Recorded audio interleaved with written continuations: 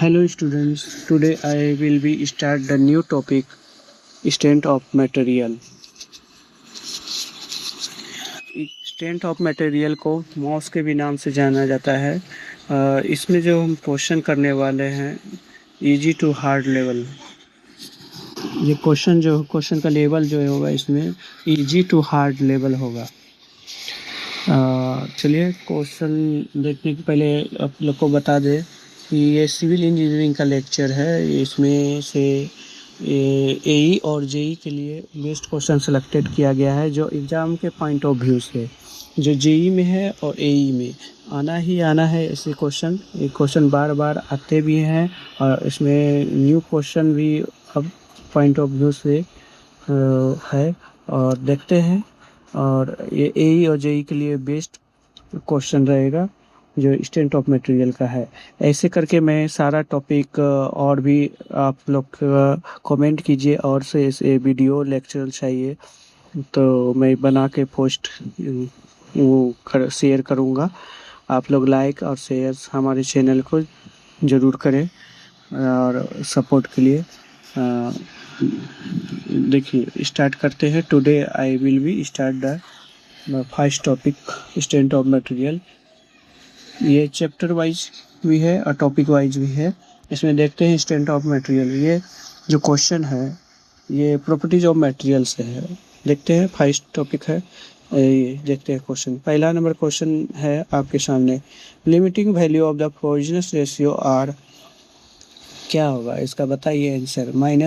ए number है -1 to 0.5, या B number -1 to 0.5, या सी नंबर 1 to -0.5, या ऑप्शन नंबर डी 0 to 0.5। बताइए इसका राइट आंसर क्या होगा, कमेंट कीजिए, बताइए आंसर क्या होगा। चलिए देखते हैं इसका राइट आंसर क्या होगा, बताइए।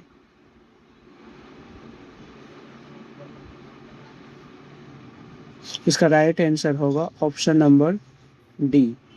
चलिए इसका एक्सप्लेनेशन हम पढ़ते हैं और इसका एक्सप्लेनेशन करते हैं हम लोग। इसका एक्सप्लेनेशन करते हैं option number D, option number D. चलो एक्सप्लेनेशन आपके सामने है, देखिए एक्सप्लेनेशन, ये एक्सप्लेनेशन है, इसको पढ़ते हैं। Read out the explanation. The इसका होगा पॉइजनस रेशियो, कोई बिल्डिंग मटेरियल का पॉइजनस रेशियो है वो 0 से 0.5 तक होता है। और पॉइजनस रेशियो पहले जानना है कि पॉइजनस रेशियो किसे कहते हैं।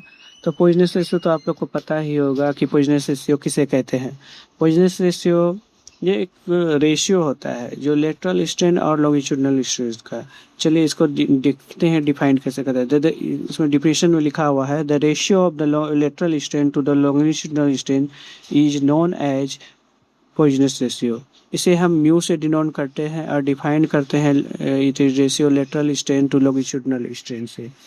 और नोट में है आप लोगों के लिए कि अलग अलग बिल्डिंग मटेरियल के लिए अलग अलग पॉइजनस रेशियो होता है। चलिए देखते हैं इसके आगे और पढ़ लेते हैं। यहाँ पर लिखा हुआ है, for engineering material the Poisson's ratio range between 0 to 0.5 and it is denoted by mu। चलिए नेक्स्ट देखते हैं। और सब मटेरियल के लिए अलग अलग वैल्यू होगा जो इसके नेक्स्ट आपके सामने आ रहा है स्क्रीन पे,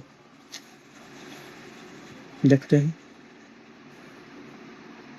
ये सारे जितने भी वैल्यू हैं ये सारे इम्पोर्टेंट हैं point of exam point of view के लिए, वो सारे याद कर ले अच्छे से।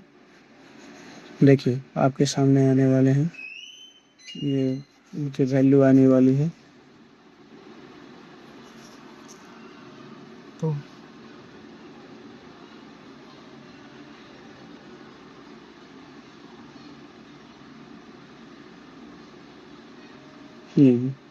in the exam point of view the building material purchase ratio will be given by 0 पर होता है कॉर्क के लिए, कंक्रीट के लिए लेते हैं 0 0.1 से 0.2 के बीच। एल्युमिनियम के लिए लेते हैं 0.33, एक मिनट आगे हो गया, 0.33। कास्ट आयरन के लिए 0.2 से 0.3, स्टील के लिए 0.27 से 0.3। परफेक्टली इलास्टिक रबर के लिए होता है हमारा 0.5। चलिए ये सारा वैल्यू कॉर्क का ऐसे जनरली अक्सर पूछा जाता है। हमारा कास्ट आयरन का बहुत सारा बार रिपीट किया गया है। चलिए इसे याद कर लीजिए। चलिए नेक्स्ट क्वेश्चन है, देखते हैं। नेक्स्ट क्वेश्चन आपके स्क्रीन पे है, ये देख के बताइए इसका सही राइट आंसर क्या होगा। The specimen in the Charpy impact test is supported as. ये आपके सामने बीम दिया है, इसमें 4 ऑप्शन है, चारों अलग अलग टाइप का बीम है।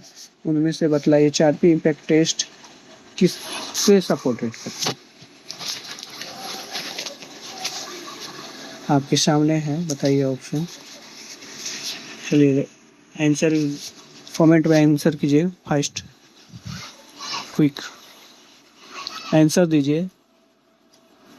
चलिए चलिए आंसर होगा, आपके सामने आंसर है simply supported beam. Simply supported beam के बारे में थोड़ा सा जानकारी ले लेते हैं। चारपी इम्पैक्ट टेस्ट जो होता है ना, ये सपोर्ट करता है सिंपली सपोर्टेड बीम। और सिंपली सपोर्टेड बीम किसे कहते हैं, देखिए आप डिफिनेशन पढ़ लीजिए। सिंपली सपोर्टेड बीम, ये सिंपली सपोर्टेड बीम यहाँ पे लिखा हुआ है। If the end of a beam are made to rest freely on the supports, it is called simply supported beam.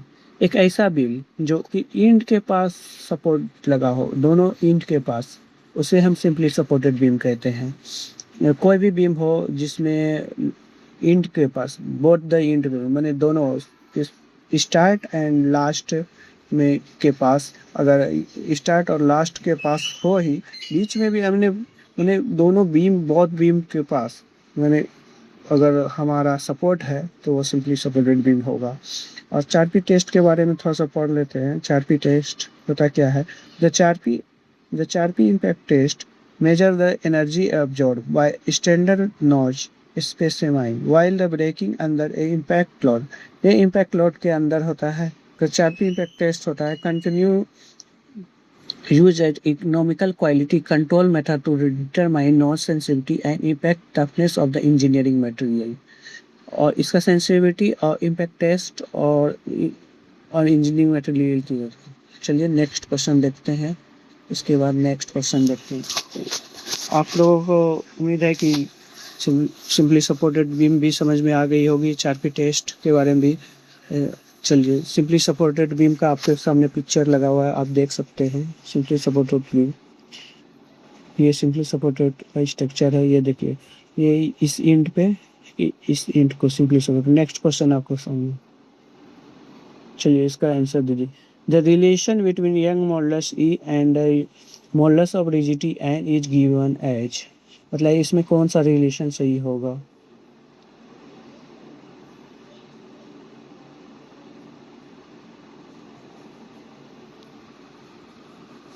बताइए इसका कौन सा आंसर होगा, कमेंट कीजिए।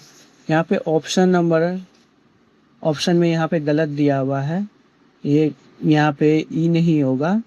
और चलिए ई नहीं होगा, ई इसमें नहीं होगा।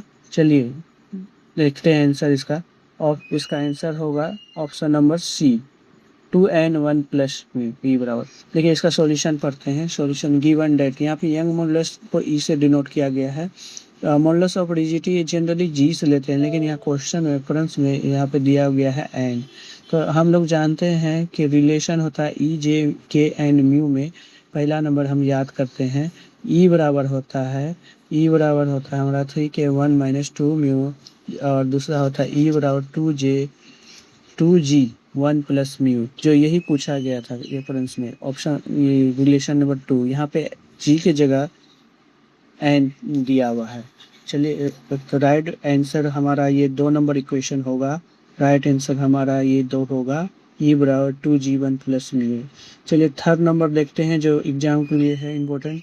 ई बराबर 9kg/3kg प्लस, ये भी रिलेशन आता है। और एक है म्यू बराबर, म्यू होता है पॉइजनस रेशियो, जिसमें इसका ऑप्शन है इसके बराबर दिया हुआ होता है 3k - 2g/6k + 2g। ये पॉइंट ऑफ व्यू से ये क्वेश्चन, ये एग्जाम के पॉइंट ऑफ व्यू से बनाया गया है। अगर आपसे इसमें से चार चार चार इक्वेशन में कोई भी इक्वेशन पूछा जाए तो आप इस चारों इक्वेशन को याद कर लें। ऐसे जनरली बीपीएससी में ये पूछा गया था और भी एसएससी जेई सब क्वेश्चन में भी पूछा जाता है और जेई के लिए भी बेस्ट है। चलिए देख लेते हैं। और बीटीएससी जेई में भी कुछ पूछ सकता है। उम्मीद है ऐसे ऐसे क्वेश्चन पूछे जाते हैं जो सिविल के लिए मोस्ट इम्पोर्टेंट है। चलिए नेक्स्ट क्वेश्चन आपके सामने है, ये देखिए। A square block is subjected to a state of simply square. The linear strain of diagonal shall be equal to। बताइए इसका ऑप्शन क्या होगा, इसका आंसर दीजिए।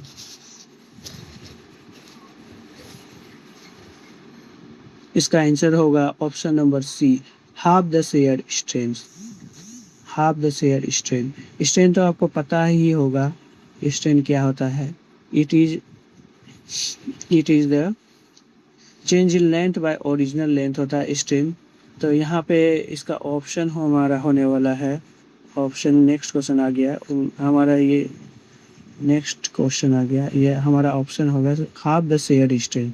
ये क्वेश्चन ठीक है। चलिए नेक्स्ट आगे बढ़ते हैं। Proof resilience is the maximum energy stored at. क्या हो इसका आंसर, राइट आंसर बताइए इसका क्या होगा।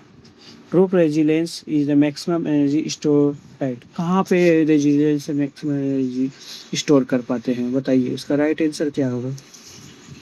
इसका राइट आंसर होगा, बताइए कमेंट करिए। ऐसे लेक्चर के लिए आप हमारे चैनल को